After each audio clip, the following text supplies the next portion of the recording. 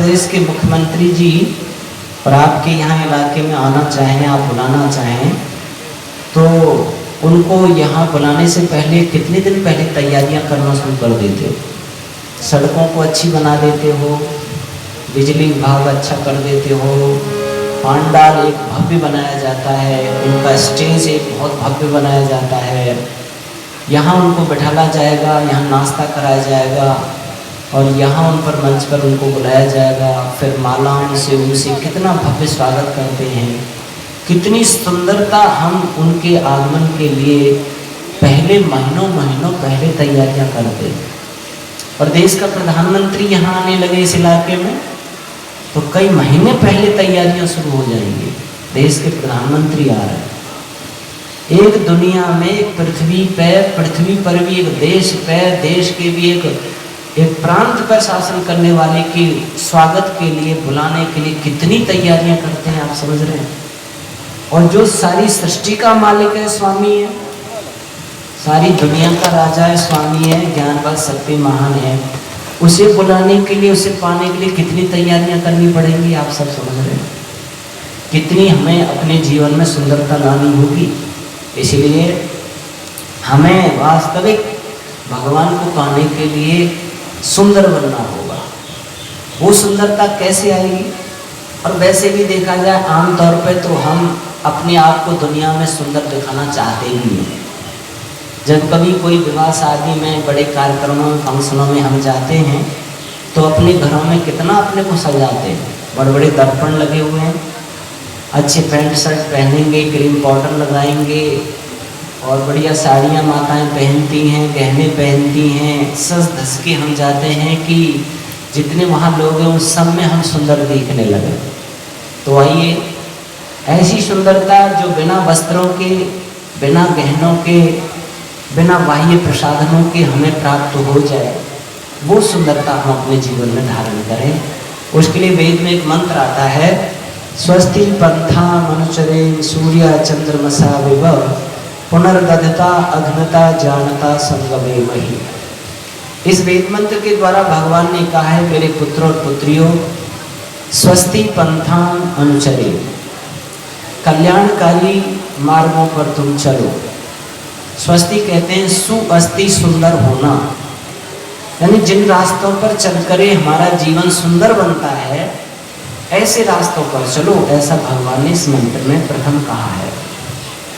यहाँ अनुचरे में एक शब्द है, चरे कहते हैं, चर गतव धातु से बनता है, चरे वैती, चलते रहो चलते रहो। क्योंकि चलना ही जीवन है, रुकना मृत्यु है। सबसे पहले जीवन सुंदर बनेगा किससे? चलने से, गति से। किसी कवि ने लिखा है, रुकाव ठीक नहीं आव की रवानी में कि वो फसाद की आती है बोतल के बंद पानी में। यानी कि कोई जल किसी खड्डे में, डबरे में, तालाब में रुक जाता है, ठहर जाता है, वो कुछ समय के बाद सड़ने लग जाता है। और जो जल निरंतर बहता रहता है नदी के माध्यम से, गति करता रहता है, वो जल हमेशा स्वच्छ, साफ और शीतल और मीठा रहता है। ध्यान देना, जल गतिमान होगा तो ही स्वच्छ, साफ और अच्छा रहेगा। इसलिए कहते भी है ना, कहते भी हैं कि संत जो है वो घूमता रहे और जल भ्रमण करता रहे, ये दोनों पवित्र रहते हैं। जल की पवित्रता उसके भ्रमण करने में ही है, चलते रहने में ही। और ऐसे भी देख सकते हो आप, हमारे शरीर में ब्लड घूम रहा है, जिस अंग में बढ़िया ढंग से घूमता रहता है वो अंग स्वस्थ रहता है। जिस अंग का ब्लड रुक जाता है वो अंगों को फालिस मार जाती है, निष्क्रिय हो जाता है। दुनिया में कोई चीज स्थिर नहीं छोड़ी है भगवान ने। सूर्य में गति है, पृथ्वी में गति है, चंद्रमा में गति है, चींटी में, हाथी में, पशु पक्षी सभी गति करते नजर आएंगे। अर्थात गति ही जीवन है, चलना ही जीवन है, रुकना मृत्यु है। सबसे पहले सुंदर जीवन को बनाने के लिए हमें गतिमान यानी चलते रहना चाहिए, काम करते रहना चाहिए। अब भक्त ने कहा, भगवान मैं चलूँगा, गति करूँगा, पर मैं किस रास्ते पर चलूँ, इसका निर्णय कैसे करूँ? तो यहाँ भगवान ने दो देवताओं के पीछे चलने का इशारा किया है, सूर्य और चंद्रमा। आप सूर्य मार्ग से चलिए और चंद्रमा के मार्ग से चलिए। देखो वेदों में और जगह भी प्रार्थना आती है, वयम देवानाम सुमतौ श्यामा, हे प्रभु हम देवताओं की सुमति में चले, देवताओं के पीछे चले। जो व्यक्ति अपने आगे सामने देवताओं का आदर्श रख के चलते हैं वो कभी मार्ग भटकते नहीं, सिद्धांत है। और जो देवताओं को छोड़ देते हैं और अपनी मनमर्जी से रास्ते तय करते हैं वो भटक जाते हैं, वो फिसल जाते हैं, उनके अंदर दुर्गुण दुर्व्यसन आ जाते हैं। अच्छा, जैसे माता पिता देवता हैं, आचार्य देवता है, इनके पीछे चलेगा वो कभी भटकेगा क्या? और जो माता को छोड़ दे, पिता को छोड़ दे, गुरु को छोड़ दे तो भटक जाएगा, फिर वो चीखेगा चिल्लाएगा। अर्थात देवताओं के पीछे चलना हमारे जीवन की सुंदरता है। अब यहाँ पर किन देवताओं का है? सूर्य देवता और चंद्रमा देवता। अब सूर्य देवता को पढ़ते हैं, उसके पीछे चलने से कैसे सुंदरता आएगी। एक बात और ध्यान देंगे इससे पहले, भगवान के दो काव्य हैं, एक श्रव्य काव्य है वेद, जो ये पुस्तकें रखी है ना, इनमें भगवान के मंत्रों में ज्ञान भरा हुआ है, और दूसरा दृश्य काव्य ये संसार। जो वेद पढ़ लेते हैं उनको संसार पढ़ने में आ जाता है, और जो संसार पढ़ते हैं उनको वेद पढ़ने में आ जाता है। बहुत से लोगों ने संसार को पढ़ के ही ज्ञान ले लिया। संसार भी एक पुस्तक है, पढ़ना आना चाहिए। संसार की हर वस्तु मेरे लिए गुरु है, शिक्षा लेना आना चाहिए।